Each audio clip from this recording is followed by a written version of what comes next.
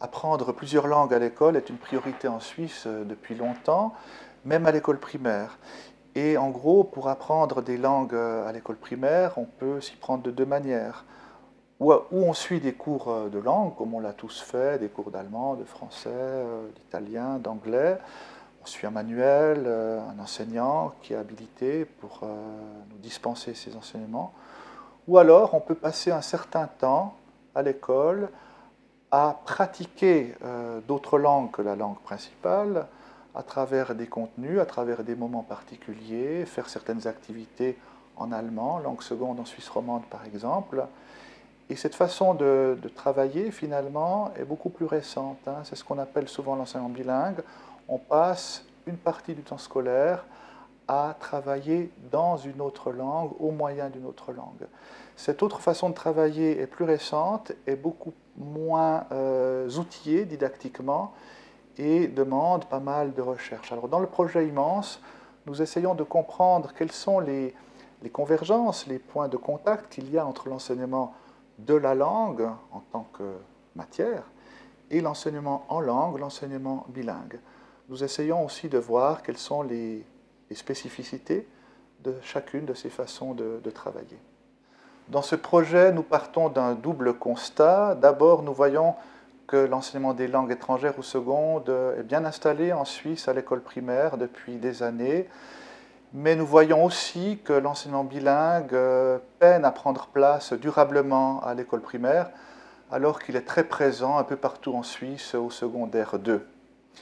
Dans le projet immense, nous posons deux questions principales. La première est de savoir quel serait le format minimal de l'enseignement bilingue à l'école primaire. Est-ce que ce format se définit d'abord par des critères quantitatifs ou plutôt par des critères qualitatifs, une certaine façon d'enseigner? Et la deuxième question tient à l'insertion curriculaire de l'enseignement bilingue. Quelles sont les conditions finalement qui permettent à ce type d'enseignement de s'installer à l'école primaire? Est-ce qu'on compte davantage sur le bricolage, les stratégies, le bon vouloir des enseignants? Est-ce qu'on compte sur des établissements scolaires, des projets particuliers? Ou est-ce qu'on peut compter sur une planification institutionnelle beaucoup plus forte à l'échelle d'un canton, par exemple? Dans le projet immense, nous avons été recueillir des données dans différents terrains, dans différents cantons suisses, de part et d'autre de la frontière linguistique.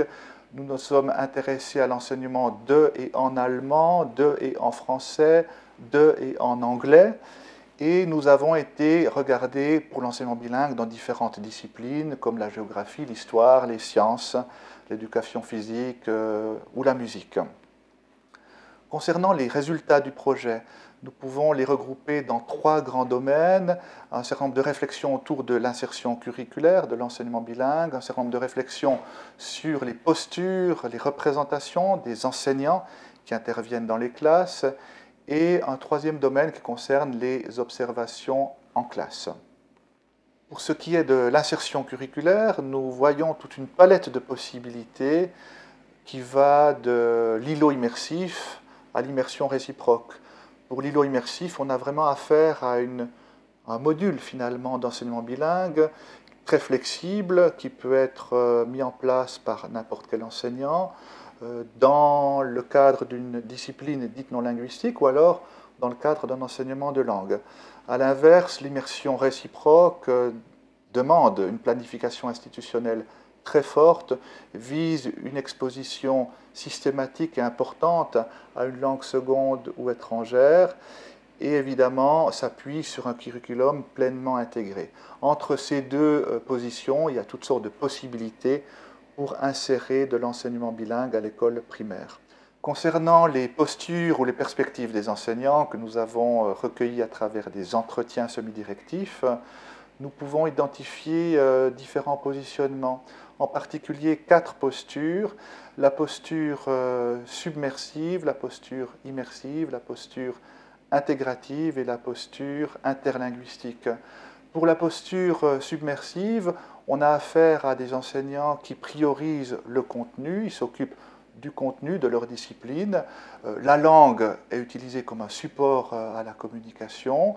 On travaille uniquement dans la langue consacrée pour cet enseignement, une langue seconde ou étrangère, sans référer à la langue première ou à d'autres langues.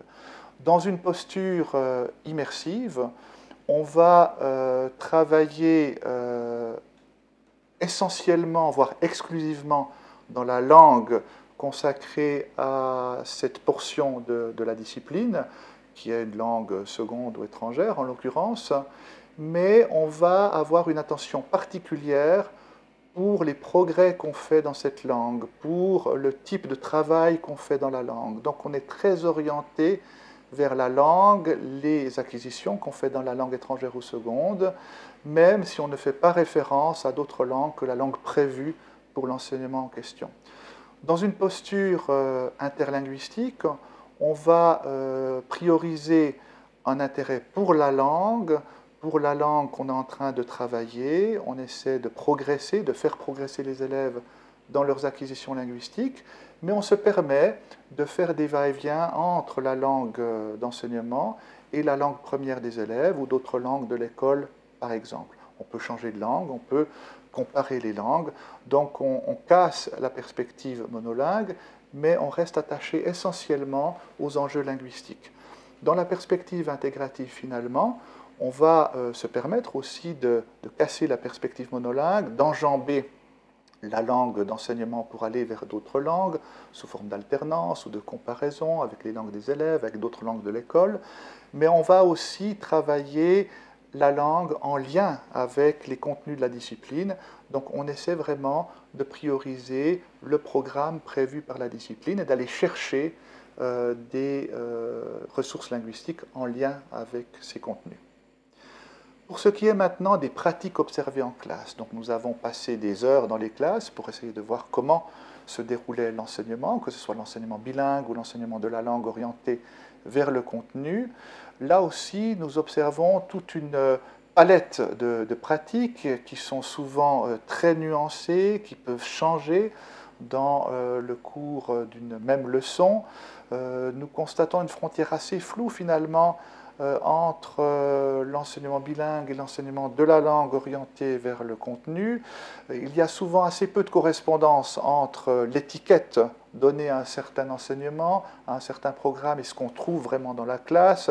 L'étiquette enseignement bilingue ne dit pas qu'on va trouver une certaine façon d'enseigner stable et uniforme dans tous les cas. Donc tout ça est très variable et très labile. Maintenant, nous avons observé 4 grands cas de figure dans les pratiques. Il y aurait 2 cas de figure qui sont plutôt orientés vers la langue. C'est la langue qui est le point d'attention prioritaire. Mais dans un cas, la langue est traitée de manière contextualisée et dans l'autre de manière décontextualisée. Contextualisée, ça veut dire que la langue est amenée à travers des tâches particulières, alors que lorsqu'on travaille de manière décontextualisée, le programme est organisé par rapport à des items linguistiques particuliers, par rapport à un élément du système linguistique qu'on aimerait travailler à un moment donné. Nous avons aussi 2 autres cas de figure qui se trouvent plutôt dans une orientation vers le contenu. Et dans ces 2 cas de figure, on peut avoir une perspective plus intégrée sur le traitement du contenu et une perspective beaucoup plus linguistique sur le traitement du contenu. Quand on travaille de manière linguistique le contenu, c'est-à-dire que le contenu devient une sorte de prétexte pour pouvoir traiter des ressources linguistiques qui ne sont pas forcément commandées par le traitement du contenu, mais qu'on amène à l'occasion du traitement du contenu. Quand on travaille de manière intégrée ou intégrative, on va essayer de mettre en évidence des ressources linguistiques, mais qui sont nécessaires ou qui sont fortement liées à ce que le contenu demande à un moment donné. Nos travaux dans le cadre du projet Immense nous conduisent vers quelques conclusions générales, vers quelques pistes d'action aussi pour la formation des enseignants notamment.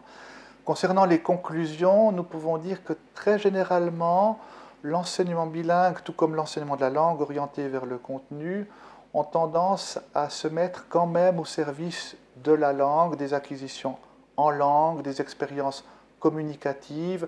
Nous avons souvent l'impression qu'il s'agit d'augmenter les expériences communicatives des élèves, ce qui est sans doute une bonne chose, mais ça conduit aussi d'une certaine manière à surgrammaticaliser les contenus disciplinaires ou les contenus de l'enseignement de la langue, qu'on investit surtout pour travailler la langue selon un programme linguistique qui compte pour lui-même.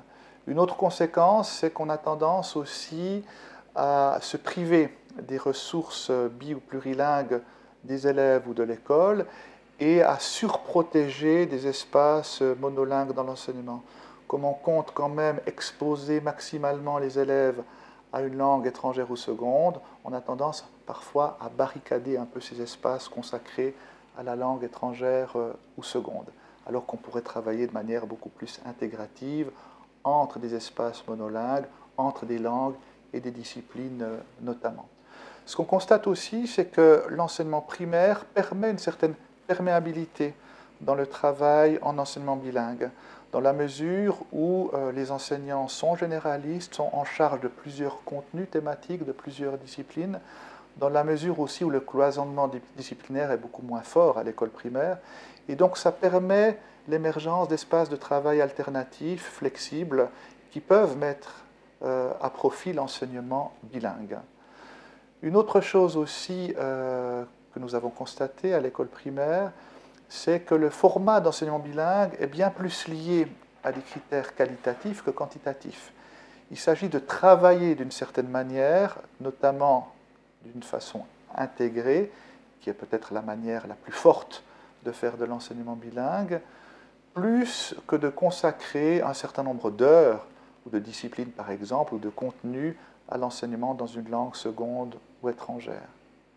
Dans ce sens-là, on peut constater aussi que cette unité minimale de l'enseignement bilingue que serait l'îlot immersif permet aussi un travail peut-être plus intégré, parce qu'un enseignant va, dans cette unité minimale, essayer de programmer de manière spécifique son activité didactique.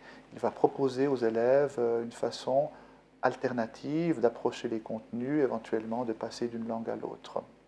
Concernant les pistes d'action, nous pouvons mettre en évidence deux pistes de travail.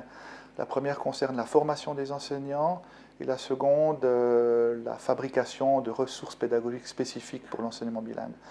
On se rend compte effectivement que les enseignants ont besoin d'être équipés de manière spécifique pour enseigner en enseignement bilingue de manière spécifique, car on ne peut pas simplement reprendre les modalités de travail habituelles et les replacer de manière un peu alternative dans le curriculum. Il ne s'agit pas non plus de passer simplement plus de temps dans la langue seconde ou étrangère, mais il s'agit de travailler différemment, d'investir différemment les espaces de travail prévus dans le curriculum.